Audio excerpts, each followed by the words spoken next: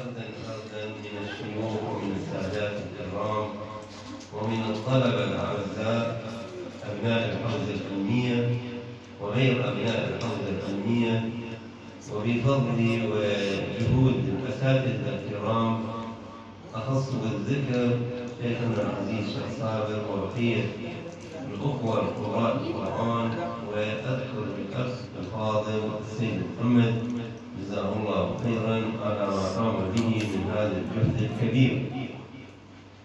قال النبي صلى الله عليه وآله وسلم: إني تارك فيكم الثقلين، كتاب الله وعترتي أهل بيتي.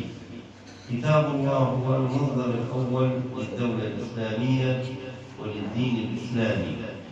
الدين كله معتمد على ركيزتين مهمتين: المهمة الأولى القرآن الكريم، وهو دستور الإسلام وروح الإسلام وجوهر الإسلام. والشيء الثاني العشرة الطاهرة، وهم أهل البيت عليهم السلام.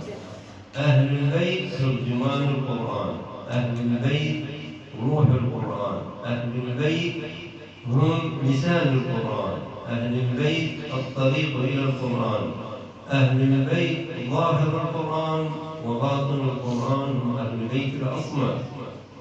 وسيدهم وإمامهم أمير المؤمنين سلام الله عليه هو كاتب الوحي.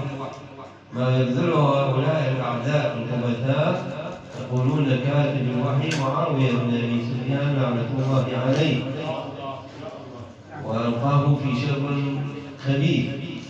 كاتب الوحي ومؤسس القرآن وكاتب القرآن وفاهم القرآن ظاهره وباطنه أمير المؤمنين سلام الله عليه. وكان يقول: ما تنزل من آية من الآيات الكريمة إلا وأخبرني النبي الأعظم عن معناها وعن سبب نزولها وفي أي مورد وفي أي مكان. فكان عالما بالقرآن بجميع معانيه وبجميع حروفه وبجميع كلماته. لذلك النبي الأكرم قرن بين القرآن وبين الأتراك.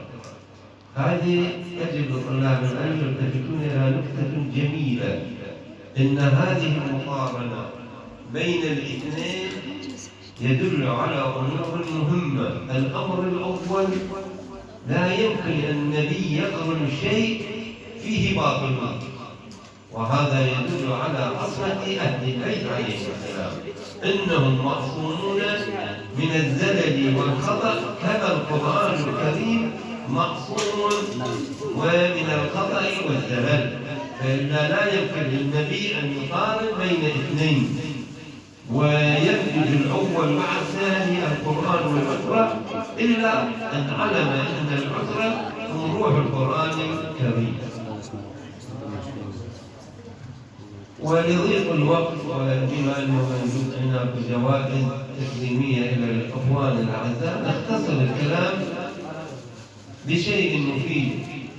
نشكر أساتذة وطلبة الحوزة العلمية في دولة الهند وفي دولة باكستان والإخوان من العراق على ما يقومون بهذا الجهد العظيم في تربية الناشئة والجيل. إخواني، اهتموا بالأبناء، ركزوا على أبنائكم، على أحفادكم، أن يتعلمون القرآن. البيت الذي يقرأ فيه القرآن كحبل ممدود من السماء إلى الأرض.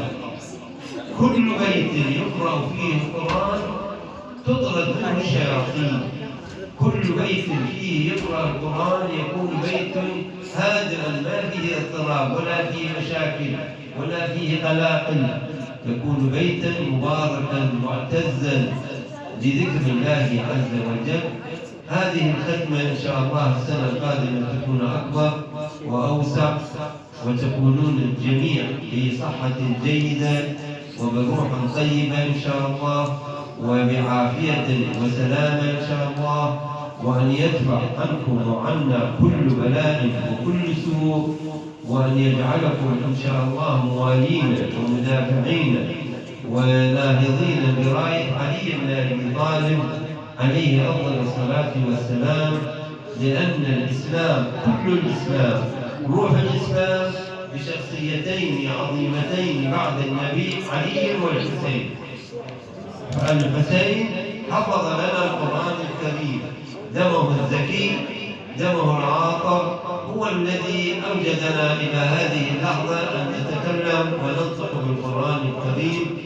فنسأل الله العافية لكم والرحمة لأمواتكم، مع قراءة سورة الفاتحة إلى أموات الحاضرين والباذلين، ولا كل من شارك في هذا المجلس المبارك بذكر الصلاة على محمد وآل محمد.